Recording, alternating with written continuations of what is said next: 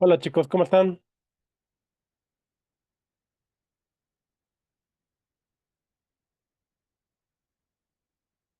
Hola, hola, ¿cómo están? Hay tres personas esperando.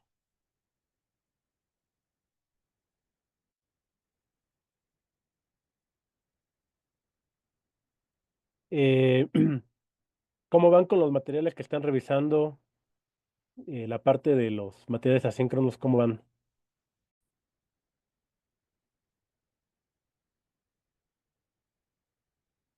Ok, ahí ya ven la presentación, ¿verdad? Ajá. Perfecto. Entonces,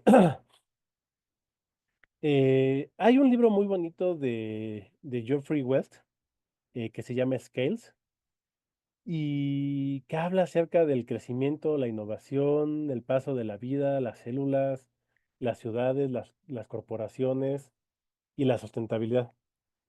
Y este libro es muy interesante porque, digamos, un poco va en la dirección de un cambio de percepción o, digamos, de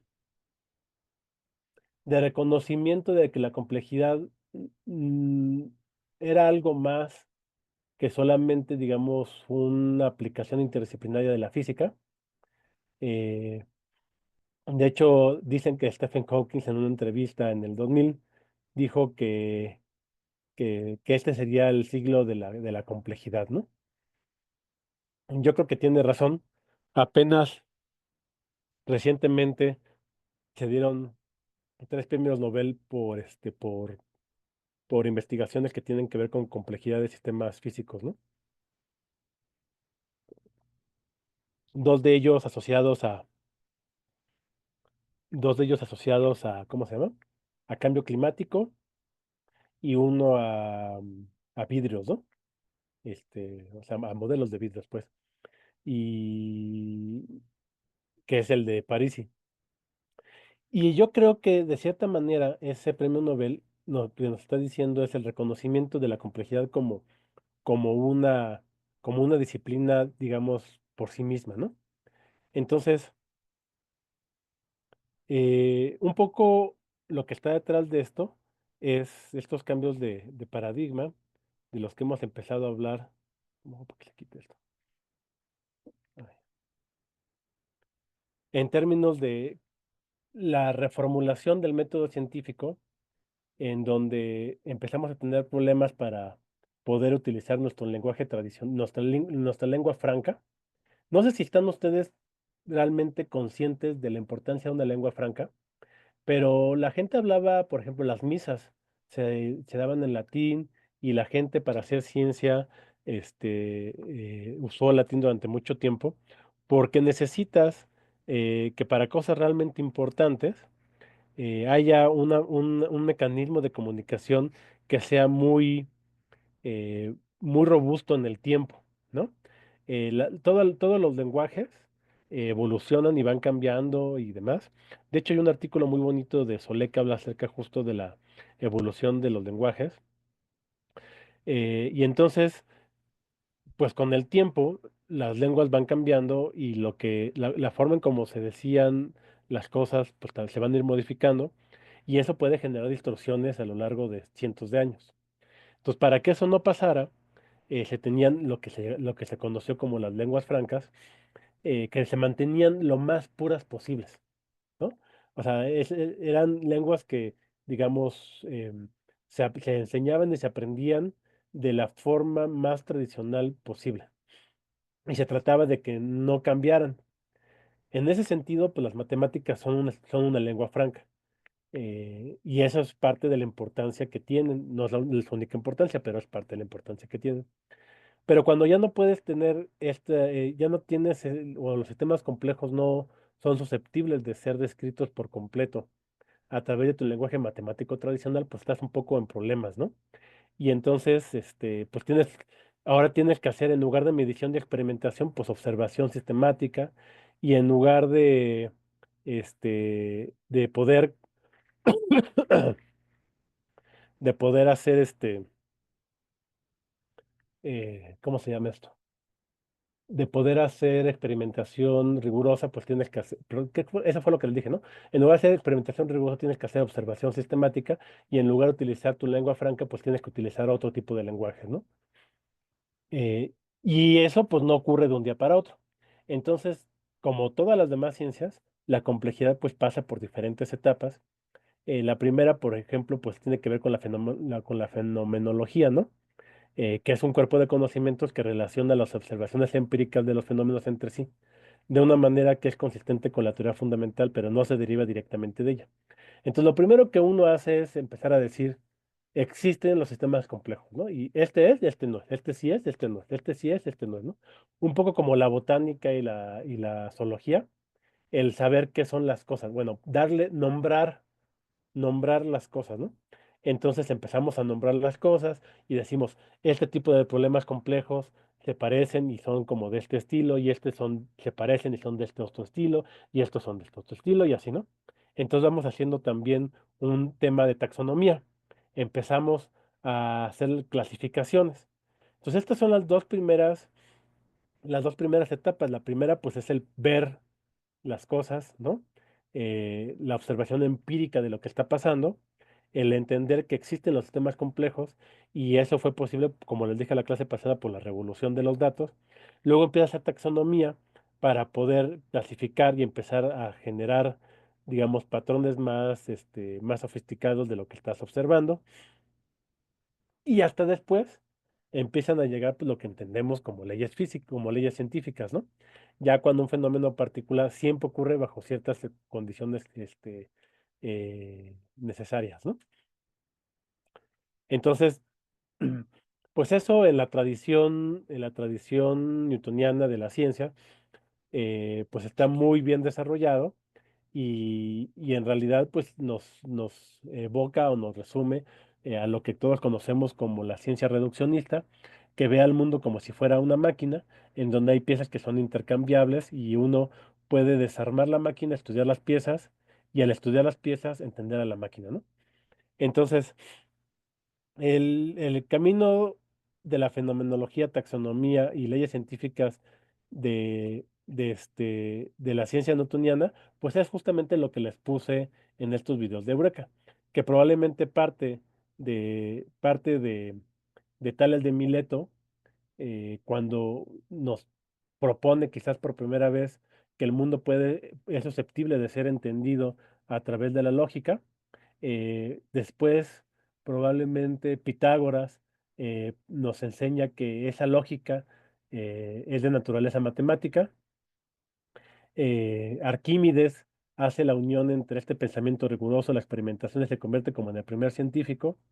Y luego vendría, por ejemplo, este, eh, Euclides, que nos enseña ya realmente a formalizar las matemáticas en este modo axiomático que conocemos. Y después tenemos, por ejemplo, a Ptolomeo, que nos enseña a modelar y a hacer modelos numéricos, uno tan poderoso y tan bueno que pues duró casi 1500 años y que se requirió de trabajo de Copérnico, de Brahe, de Kepler, de Galileo y de Newton para dejarlo atrás.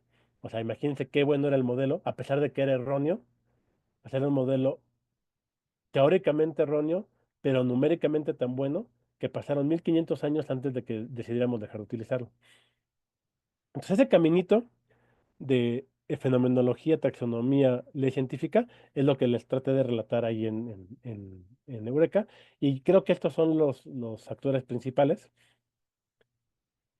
Y al final llegamos pues justamente a la formulación newtoniana del mundo, que después avanza y se hace más detallada y empieza a ver los diferentes, los diferentes compartimentos de escala del mundo, ¿no?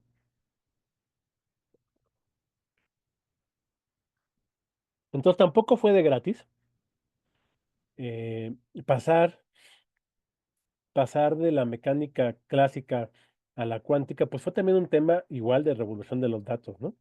De capacidades experimentales y de capacidad de análisis de datos.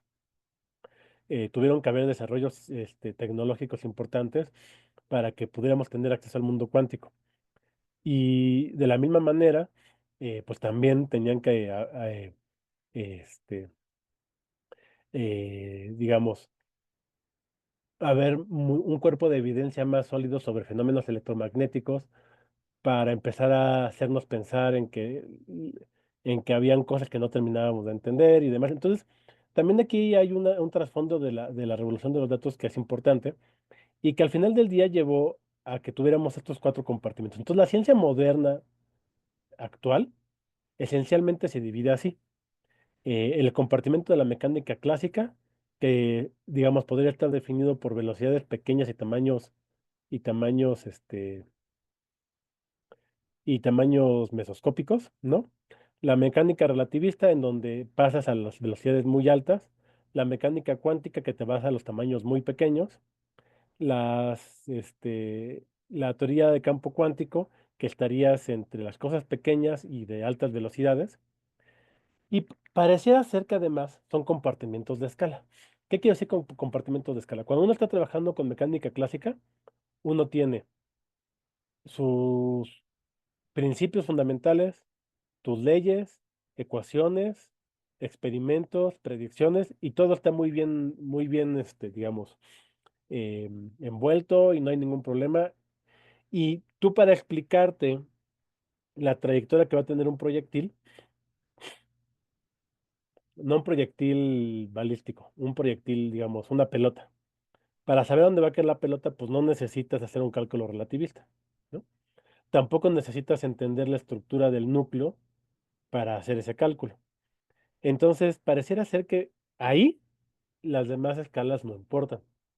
Cuando tú estás en mecánica cuántica, pues poco o nada te interesa los problemas de relatividad general en términos de gravedad, ¿no?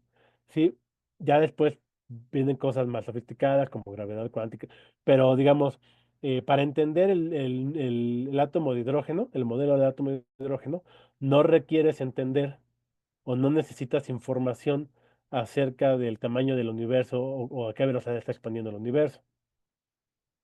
Al revés, ¿no? Cuando tú estás resolviendo problemas de expansión del universo, pues poco o nada necesitas saber sobre, sobre sobre el átomo de hidrógeno. Sí, no, cuando quieres entender los procesos y por qué se dan las cosas, ¿no? Pero lo que estoy tratando de darles a entender es que pareciera ser que en cada una de estas hay como un cuerpo de teoría, hay un cuerpo experimental, hay un cuerpo de predicciones que es muy consistente y que casi no requiere de los demás. Por supuesto que hay puntos de intersección, pero en general no se requieren comunicar en términos de escalas. De hecho, es interesante, esto se le llama el cubo Dokun. eh, Creo que ahora el que fue mi asesor en astronomía, tiene una versión más sofisticada, pero bueno, esta es la que se conoce normalmente como el cubo de Occam, en donde uno pone la velocidad de la luz, la constante de Planck y la constante de gravitación universal, que son, como ustedes saben, constantes de ajuste fino. ¿Qué son las constantes de ajuste fino? Son constantes que conocemos con un altísimo grado de precisión y de, ¿cómo se llama esto? Que es lo otro que es de la precisión. Bueno, que conocemos muy bien y sabemos que además, si los valores de esas constantes cambiaran, aunque sea un poquito, pero o sea, un poquito puede ser que cambiaran en el punto 0,0000, en el décimo lugar decimal, el universo sería completamente diferente o no podría existir este universo, ¿no? Eso es lo que se conoce como una constante de ajuste fino. Cuando uno, cuando a uno no, a su fenómeno, a su pregunta de investigación, no le importa ni la velocidad de la luz, ni la constante de Planck, ni la gravedad, esencialmente ahí es donde tienes la mecánica clásica. Cuando empieza a ser importante la velocidad de la luz, tiene relatividad especial.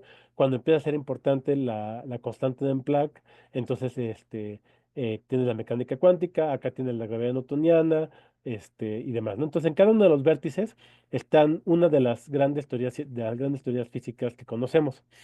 Obviamente, acá en este vértice, pues donde todo te importa al mismo tiempo, pues tendríamos la teoría del todo, ¿no? Que esa pues no la tenemos desarrollada, Uno de los intentos más modernos y más prometedores, insisto, es el de Wolfram, pero no es algo que todavía no está terminado. Él piensa que ha avanzado bastante y que va por buen camino. Habrá que ver qué tan cierto es eso. Yo creo que sí va por buen camino. Pero es interesante también darse cuenta que estas constantes de ajuste fino tienen una contrapartida informacional. Entonces, como habíamos dicho, la constante de Planck te está hablando acerca de eh, una cantidad, una cantidad mínima de incertidumbre que es inherente en el universo, ¿no? La velocidad de la luz, por supuesto que te habla de la velocidad máxima a la que se puede transmitir la información en el universo. Y la G tiene una expresión un poco más complicada, pero está relacionada como la cantidad de información que puede ser almacenada en un hipervolumen de espacio-tiempo. Entonces, en realidad quiere decir que este cubo de Kuhn te está hablando también acerca de escalas informacionales. Ustedes probablemente también lo sepan, aunque no estoy tan seguro porque muchos son matemáticos y no necesariamente han visto esto en alguna clase, aunque es de bastante, eh, digamos, de uso común, el que en esta perspectiva de las teorías fundamentales, pues entonces uno puede darse cuenta que todo lo que ocurre en el universo ocurre por la acción de una de estas cuatro fuerzas fundamentales. La fuerte, la electromagnética, la débil y la gravitatoria. Entonces, si ustedes han pensado, por ejemplo, en el núcleo, eh, no, quiero ver, hablar primero de esta. Ahí no me acuerdo cuál es cuál. Bueno, no me van casa ahorita los nombres, pero de esta débil y fuerte, una de las dos te permite que exista el núcleo y la otra te permite que exista este, los nucleones. Esta debe ser la de los nucleones. La del núcleo, pues por supuesto que ustedes saben que el núcleo está conformado pues, por partículas neutras, los neutrones, y por partículas que tienen carga positiva, los protones. Y ustedes deben saber, eso sí conocimiento general, que los protones pues tienden a alejarse. Entonces, ¿cómo es posible que ustedes tengan a un montón de protones juntos cuando deberían alejarse? Pues la única respuesta lógica a eso es que debe existir una fuerza que contrarrestre la repulsión. Esa fuerza que lo contrarresta, pues es justamente la fuerza fuerte. De la misma manera, los nucleones están formados de partículas en su interior que también quieren alejarse. Entonces, ¿cómo es posible que existan? Pues por la misma razón, existe otra fuerza que contrarresta su necesidad de separarse y esa es la débil. Entonces, esta te permite tener nucleones, esta te permite tener el núcleo y luego, pues, esta electromagnética te permite que a ese núcleo se le peguen electrones y empiecen a formar materia y cuando juntas mucha materia, pues empieza a tener efectos gravitatorios. Entonces, esencialmente todo lo que ocurre en el universo ocurre por efecto de alguna de estas cuatro. Lo que es interesante ver es que juegan de manera muy diferente, por ejemplo, en su intensidad. Si hacemos intensidad relativa, o sea, todo lo ponemos en relación, por ejemplo, a gravedad, esta sería el 1, esta tendría 10 a la 25 veces el efecto que este 10 a la 36 y esta 10 a la 38. Pero esta es infinita y estas dos son muy, muy, muy pequeñas. Entonces, aquí es donde deben empezarse a dar cuenta cómo justamente esta y esta, pues juegan a diferentes escalas. Y por eso es que aquí puedes tener un núcleo donde estos se quieren separar, los protones se quieren separar y estos los mantienen juntos, pero conforme tú vas haciendo más grandes los núcleos, pues vas aumentando la distancia media entre cualquiera de las dos, entre cualquiera dos protones dentro del núcleo. Y entonces esta distancia empieza a aumentar y empieza a llegar a esta escala. Entonces, ¿qué es lo que va a pasar cuando llegue hasta esta escala? Pues que los núcleos van a ser inestables, ¿no? Como esta es infinita, a esta no le pasa nada, esta siempre va a seguir trabajando. O sea, siempre va a haber una tendencia de los protones a separarse, no importa qué tan lejos estén. Pero esta va a desaparecer muy rápidamente. Entonces, lo que va a ocurrir es que no puedes tener núcleos de cualquier tamaño, ¿no? Y eso le pone un límite a la cantidad de elementos químicos que pueden existir en el universo, ¿vale? Entonces, las escalas en términos de estas interacciones, pues son realmente importantes y de hecho, pues definen cosas tan fundamentales como qué elementos son posibles en el universo, ¿no?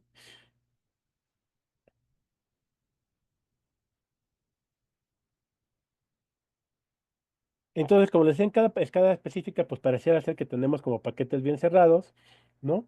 En general, nosotros cuando trabajamos en física, normalmente queremos tenemos esta tendencia a querer definir campos físicos, que es la distribución espaciotemporal de las variables de estado de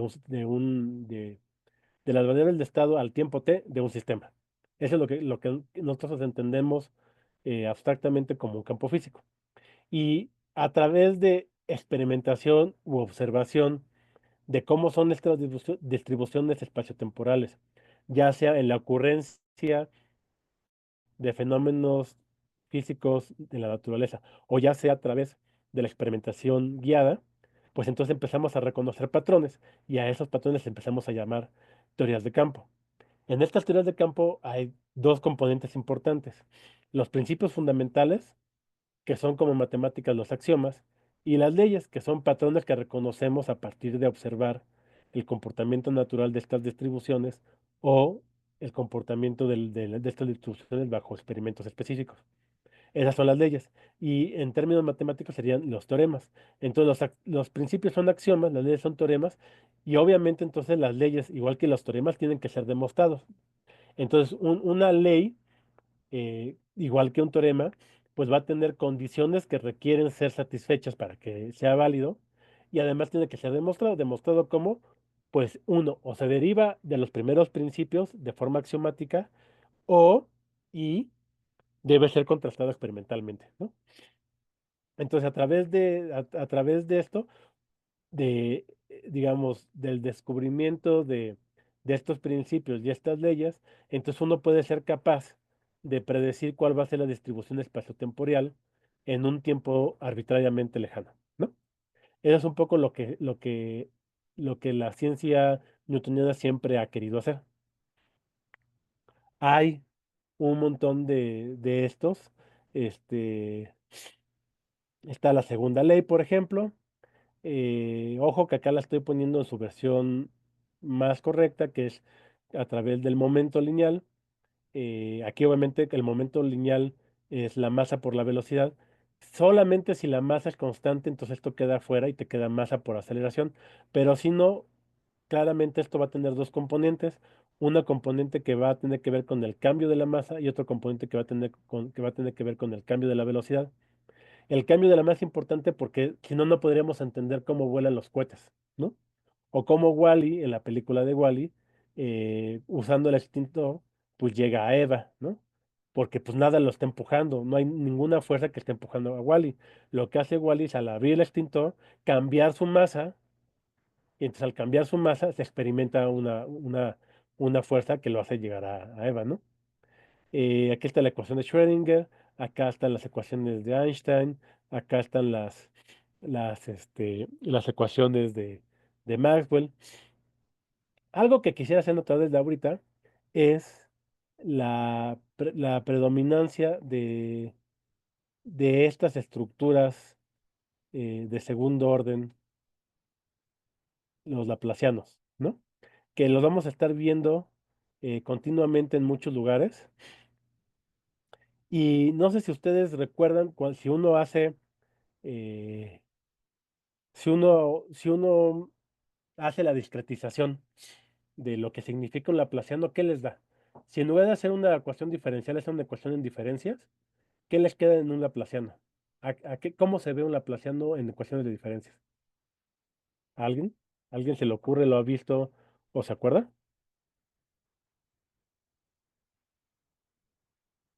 ¿No? ¿Nadie? Bueno, hagan el ejercicio y pongan un laplaciano en términos de diferencias. Y se van a dar cuenta que un laplaciano en términos de diferencias es el promedio espacial. Entonces, claramente aquí lo que te estoy diciendo es que el promedio espacial, pues va a ser proporcional al cambio en el tiempo, ¿no? Y eso es lo que te va a dar el fenómeno que conocemos como dispersión, ¿no? O transferencia de calor o cualquiera de estos que sean equivalentes, porque muchos de esos van a ser equivalentes. En este caso es calor, en este caso es difusión, pero es la misma estructura, ¿no? Es un promedio espacial y un cambio temporal. Es un promedio espacial y un cambio temporal. De hecho, hay un libro muy bonito que se llama, ¿cómo se llama?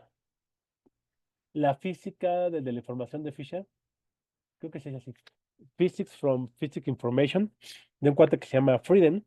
Frieden era un físico experto, creo que en cosas de óptica, y en algún momento él se percató justamente de la predisposición que tenían las leyes físicas a tener estos promedios espaciales, y empezó a pensar de dónde podrían venir, y llegó a la conclusión de que venían de principios informacionales más fundamentales. Lo vamos a ver en otro momento del curso. Pero ahorita solamente quiero hacerles ver que aquí es muy, muy importante que, que en todas nuestras leyes físicas típicas, o sea, digamos, de la ciencia newtoniana estándar, siempre o normalmente estamos trabajando con laplacianos, es decir, con promedios espaciales. De hecho, se los adelanto. Si ustedes aquí, en lugar de tener un vaso con agua al que le echan tinta, le pusieran aquí un motorcito y cosas por el estilo, de tal manera que aquí genera turbulencia, es posible que este fenómeno ya no estuviera bien descrito por la ecuación de difusión y ya no lo pudiera resolver. Pero también es posible que en las condiciones adecuadas sí se pueda resolver, pero esto ya no sería un laplaciano normal, sino que podría ser una derivada fraccionaria, ¿no? Es decir, 1.6, una cosa por el estilo, ¿no? Este, y entonces esa derivada fraccionaria ya te permitiría expresar de mejor manera lo que ocurre en este proceso de dispersión cuando tienes elementos que están metiendo información o que generan interacciones no locales. Al final, cuando tú metes, por ejemplo, aquí de pronto una hélice, empiezas a generar turbulencias y esas turbulencias hacen que cosas que están pasando acá de pronto ocurran acá, ¿no? O sea, bueno, o más bien, cosas que están pasando acá como la hélice, de pronto tengan consecuencias más lejos por efecto de turbulencia.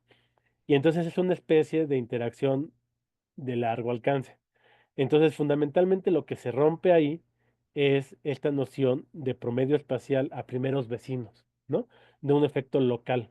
Entonces, lo tradicional es que la física de los sistemas simples es una física local. Solamente te importa lo que ocurre en la vecindad inmediata. Cuando empiezas a meter elementos que generan complejidad, por ejemplo, la turbulencia, normalmente pierdes esa característica esa característica de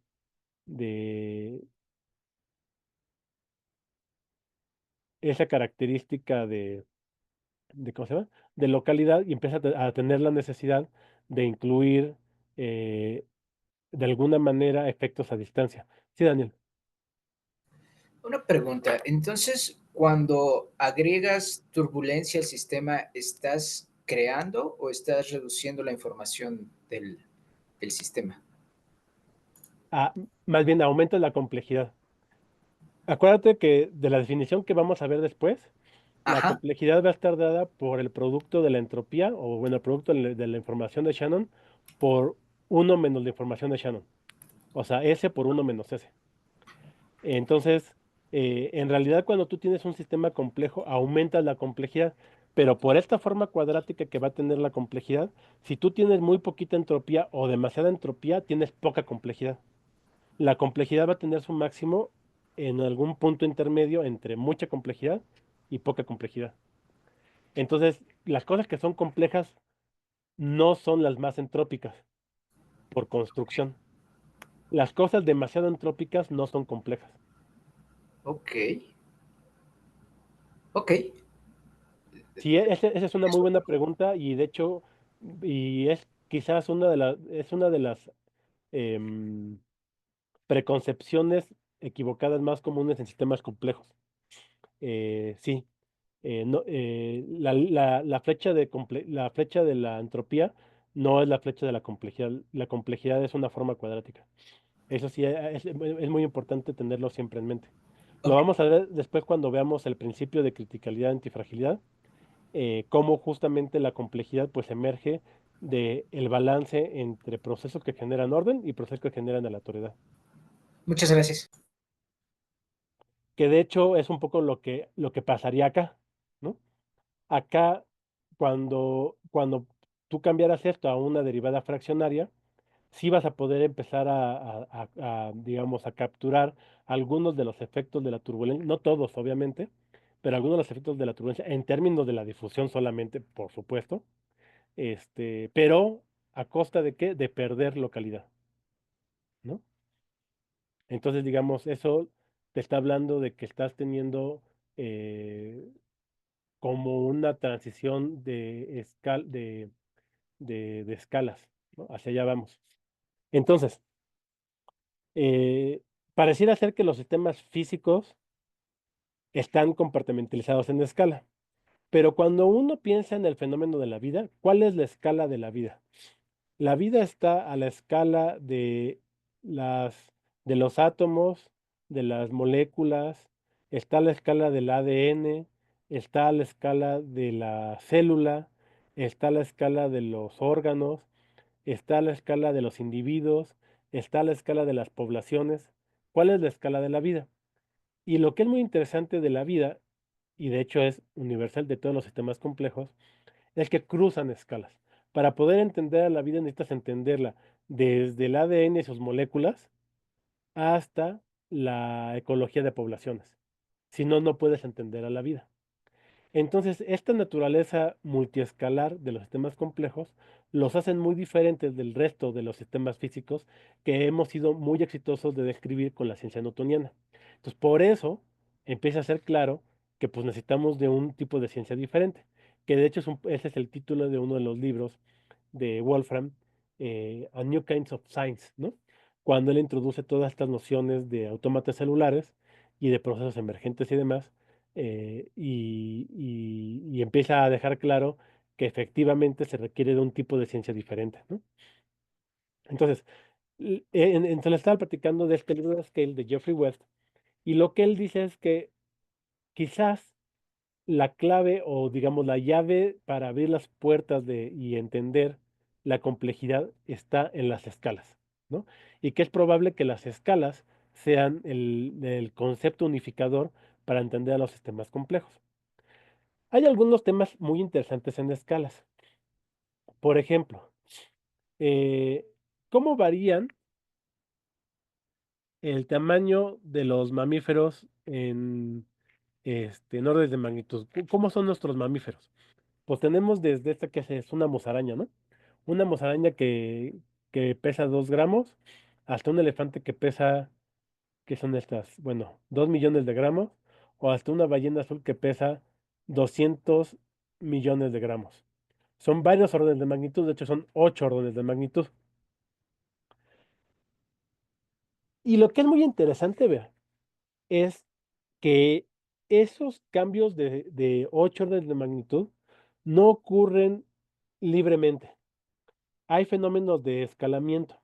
Uno de los más conocidos es la tasa metabólica, que después se puede asociar, por ejemplo, con la cantidad de latidos, con la cantidad de latidos que tiene un mamífero terrestre. Y entonces uno puede ver que, por ejemplo, si uno grafica aquí la masa de diferentes organismos y aquí su tasa metabólica, y lo pone en log-log, ¿qué pasa cuando ponemos algo en log-log? Es una ley de potencia, ¿no? Va a tener una forma de este estilo. Entonces acá tenemos la B, la tasa metabólica, y acá tenemos la masa, y va como una ley de potencia. El coeficiente de la ley de potencia es la pendiente de estas rectas. Obviamente, solamente si los puntos observados caen lo suficientemente bien en una línea recta, pues se trata de una ley de potencia, si no, pues no. Este, Justamente se pone así en log-log porque pues es más fácil reconocer las leyes de potencia así, porque lo único que tenemos que hacer es buscar líneas rectas y medir sus pendientes, ¿no? Claro que se puede hacer sin la transformación y hacer un modelo y buscar el coeficiente de escalamiento desde el inicio, pero pues es mucho más fácil verlo así. Entonces hay un montón de organismos que siguen estos escalamientos. De hecho, van como por categorías y sabemos, por ejemplo, que todos los que en general la vida tiene un escalamiento pues, de este estilo sobre 27 órdenes de magnitud diferentes, ¿no? Esto es algo realmente importante. Este,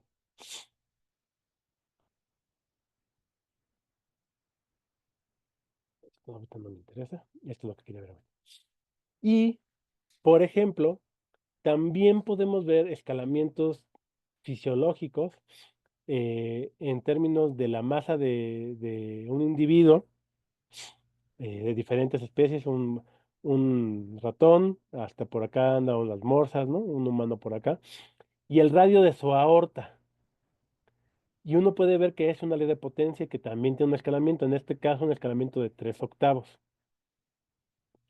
Si se dan cuenta que estamos partiendo justamente de la fenomenología, ¿no? Estamos diciendo, ¿qué creen? Si yo grafico esto contra esto, veo tal cosa, ¿ok?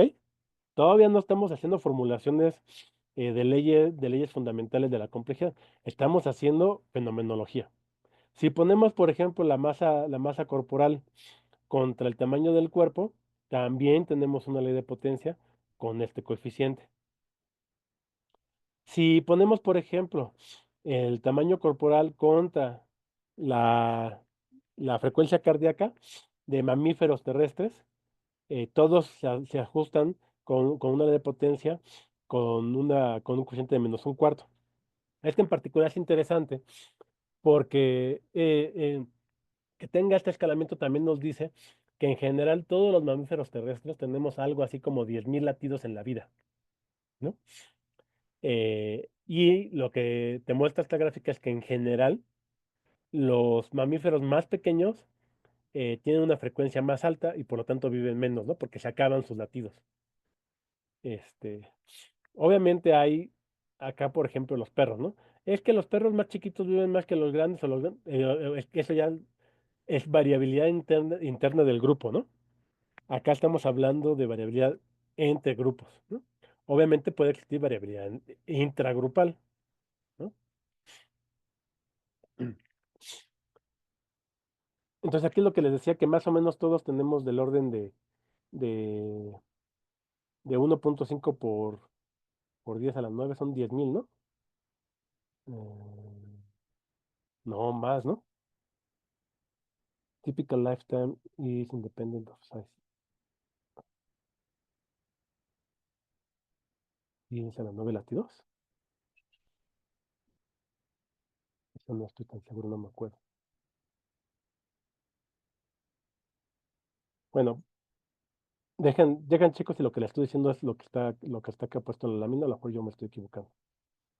Entonces, lo que es muy importante reconocer es que esos escalamientos existen, que tienen en general formas muy simples, que son universales, que cuando uno empieza a ver muchos de estos escalamientos, la mayoría cae en una ley de potencia de 1/4.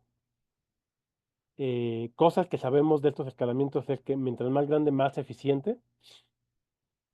También por eso hay temas de fisiología o de planes de entrenamiento y digamos, como de estos parámetros que uno mide para entrenar, que se tienen que ajustar al tamaño porque las personas que son muy grandes de tamaño tienen fisiologías diferentes que las personas que son más chiquitas, ¿no? Entonces, no es lo mismo los parámetros de entrenamiento que uno debe fijarse para alguien que mide unos 50 que para alguien que mide 2 metros. Eso es importante. Entonces, hay consecuencias prácticas de estos escalamientos. Y probablemente estos dan algunas, entre comillas, leyes en biología, ¿no? Eh, y en estos términos de escala, ya casi se nos acaba la clase, hay un tema que es fundamental y es la simetría de las escalas, ¿ok? Entonces, la simetría de las escalas va a ser un tema al que, la que le vamos a prestar bastante atención, que a mi juicio es el fundamento teórico de las leyes de potencias, perdón, de las distribuciones de colas gordas. ¿Qué quiero decir con simetrías de escalas? Invarianza de escala. Por ejemplo, la escala geométrica.